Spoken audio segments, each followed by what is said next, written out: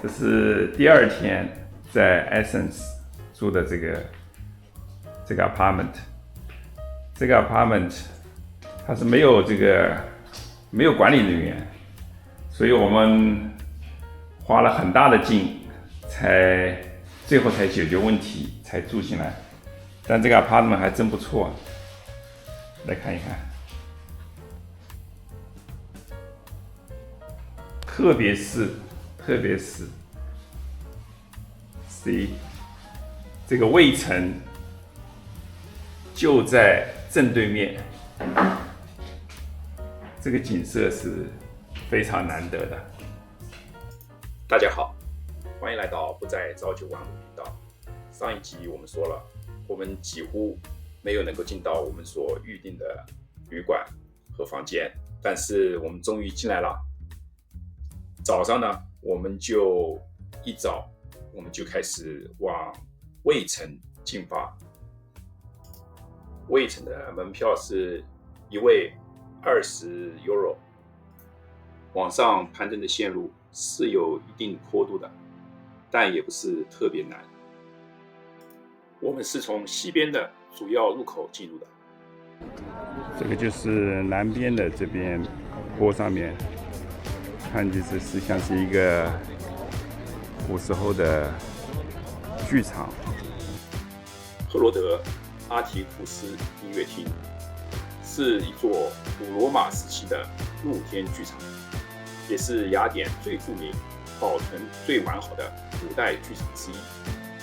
该音乐厅建于公元161年，是由富有的希腊哲学家兼罗马政治家赫罗德阿提库斯建造的，是为了纪念他过世的妻子瑞吉拉。该音乐厅原本设有木质的屋顶，可容纳约5000到6000名观众。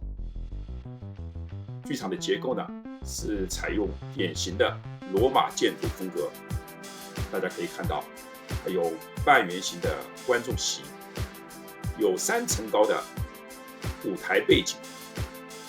另外，整体呢是使用石材与大理石建造的。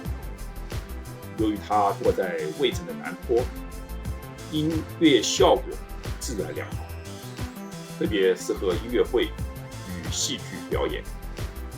它在古代晚期呢，因为遭受破坏而荒废了。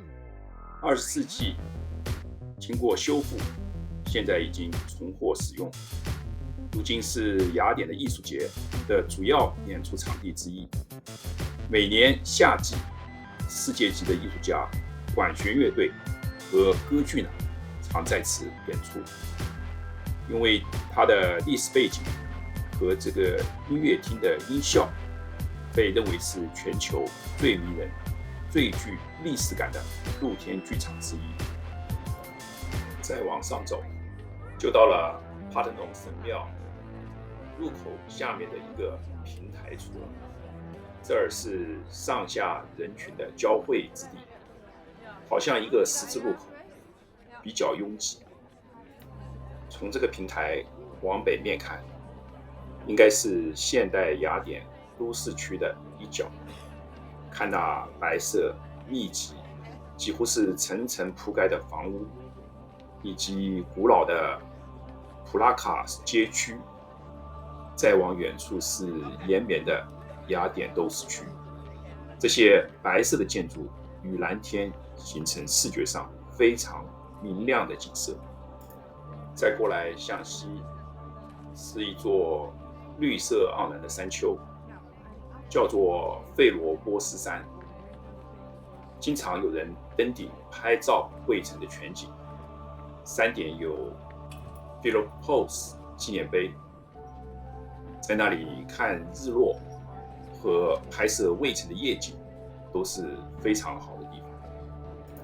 向上穿越殿门的遗址，我们就进入了历史性的伯特纳神庙。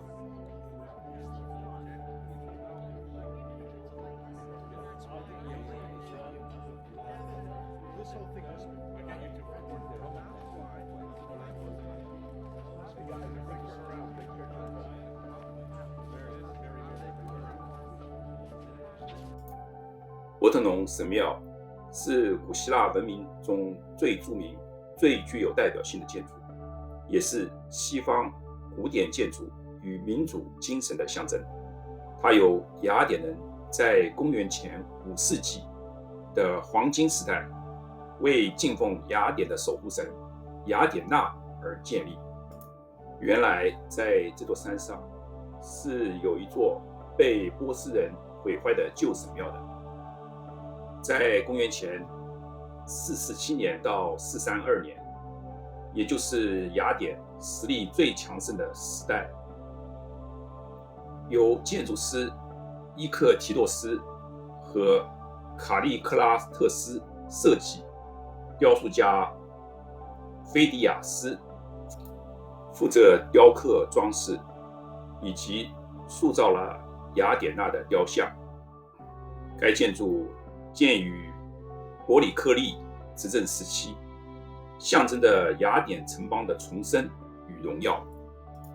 从建筑特色上来看，主要建筑属于多利克柱式结构，但也融合了部分埃奥尼柱式的细节。建筑主要使用白色的潘特里克大理石，原本内部供奉一尊高约12米的象牙金雕雅典娜女神像，但是现在已经不存在了。外部呢，则有精美的雕刻，包括梁壁的浮雕，主要是表现希腊神话中的战斗场景，还有三角的美板，描绘了雅典娜的诞生与胜利。另外，内部的浮雕则表示雅典泛雅典娜节的游行的场景。伯特农神庙在古希腊时期是作为雅典娜神庙，但是到了半暂停时期，则被改为基督教的教堂。到了奥斯曼时期，又被用作清真寺。后来还曾经做过火药库。在1687年威尼斯的攻城战中，该神庙因火药爆炸而受到了严重的毁坏，直到19、20世纪才开始得到持续的修复与保护。伯特农神庙是西方古典艺术、建筑比例、几何美学的巅峰之作。它作为世界文化遗产，象征着民主、理性、文明与古希腊黄金时代的精神。在伯特农神庙的东面，我看到了一个平台，像是可以观景的，我们过去看看。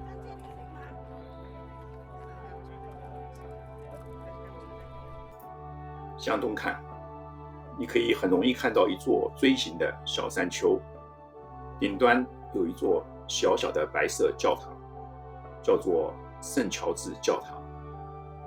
这座山就叫做利卡维多斯山，是雅典的最高点，那里也是雅典的另一座拍照圣地。往远方看，那里是萨罗尼克湾，也有比雷埃夫斯卡，海面在阳光下面闪亮，这儿真是有山有水。在伯特农神庙的北边，坐落着另一个神庙，叫做伊瑞克提翁神庙。该神庙建筑时间比伯特农神庙略微晚一点，大约在公元421到406年。它是用作以侍奉雅典的多位古老神祇，其中最著名的就是它有6个少女柱廊，也叫做卡里亚蒂德少女柱廊。6位以少女形象雕刻的柱子代替了传统的石柱，是古希腊建筑艺术的代表作品。下山的路上，让我思考这2天在雅典所看到的一切，感觉雅典是一座古今并存感极强的城市。像前面看到的古音乐厅和伯特农神庙这些古建筑，旁边却是咖啡馆、潮流街区、热闹市集与现代的建筑，这让雅典充满了独特的历史层次感。雅典人的生活节奏比北欧许多国家要慢很多，属于地中海式的生活方式。咖啡文化非常突出，餐厅经常营业到深夜。街区以步行和户外生活为主，让人感受到浓厚的地中海的慢生活。感觉过去这些年，雅典吸引了许多年轻的艺术家来到这里，街头艺术蓬勃发展，小型的画廊、独立电影、创意市集非常的热闹。新的国家博物馆，像卫城博物馆，成为一个文化的亮点。城市正在经历一波好像是创意的复兴。再其次就是希腊美食非常的丰富，在这里米其林星级的餐厅正在兴起，传统的饮食也是到处存在。当地的葡萄酒非常的受欢迎，特别是咖啡文化是异常的发达。雅典算是欧洲相对安全、热情的城市之一，当地人普遍乐于助人，游客区夜间也相对安心。另外，英语普及度也相当的高。从交通上来看，有地铁，还算是干净、现代的。另外，在市区也有可靠的交通。市中心多数地方都是可以步行到达的，但是雅典的地形多山丘，所以步行有时候需要爬坡。Everybody's ready? Opa! Yamas! And one with the... 下了卫城，在去博物馆的路上，碰到了一群摩托车队。这喂鸽子的场景也蛮可爱的。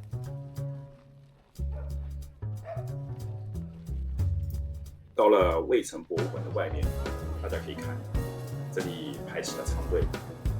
我想去找个厕所，因为在卫城那儿就已经想上厕所了。从卫城走到博物馆，大概也需要10几分钟的时间吧。我去问周围的工作人员，回答是很冷淡的，你必须要进到博物馆里面，买票进入以后才有厕所。在这一点上面，我感觉希腊的文明程度跟在美国相比还是有距离的。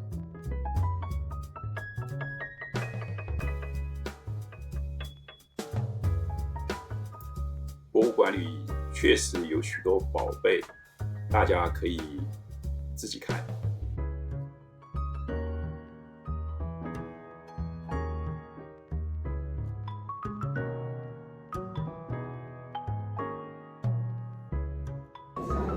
好，我现在就在这个卫城旁边的博物馆，他们的餐厅里面要吃午餐了。这个地方算是有 view 的，特别好。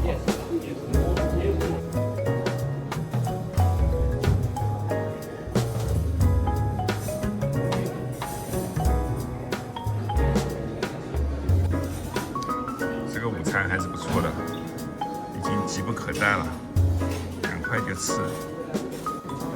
这个是我太太 order 的，哇，看看这个鱼，非常好。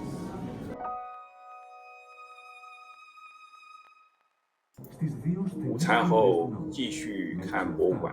Υπήρχαν τα κορυφαία γλυπτά του Παρθενώνα, ολόγλυφα κολοσσικά αγάλματα. Το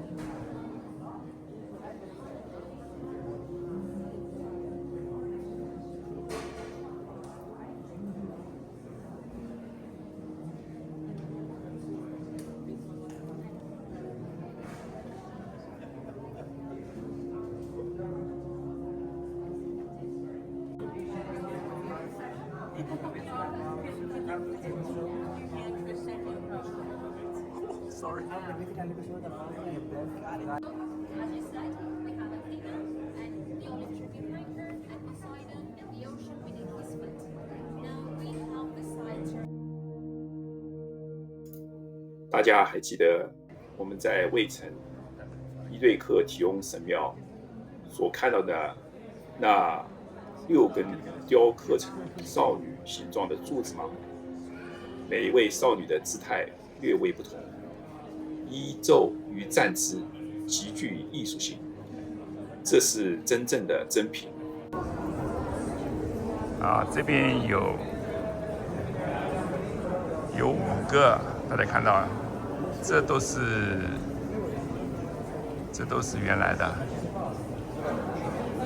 都是 original 的。那个我们刚才在 Acropolis 那边看到的那个都是复制的。那本来应该有6个嘛，还有一个就是被英国人给盗走了，现在在英国博物馆。好的，这样一个顺序。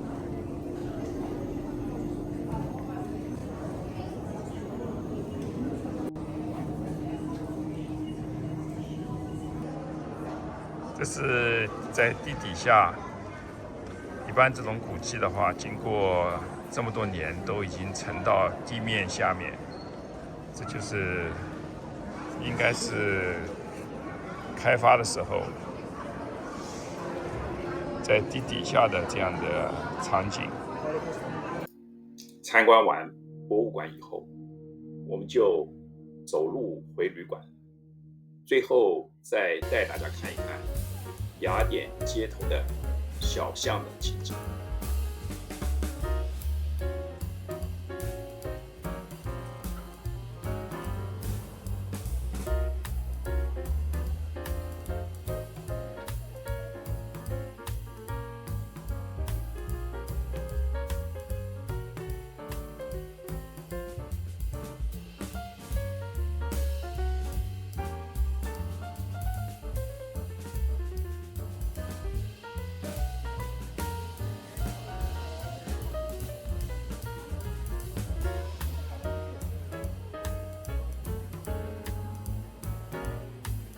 好，今天的视频就做到这里，下一集我们就要自驾去逛哥林多了，也许还要去更惊险的地方，敬请关注。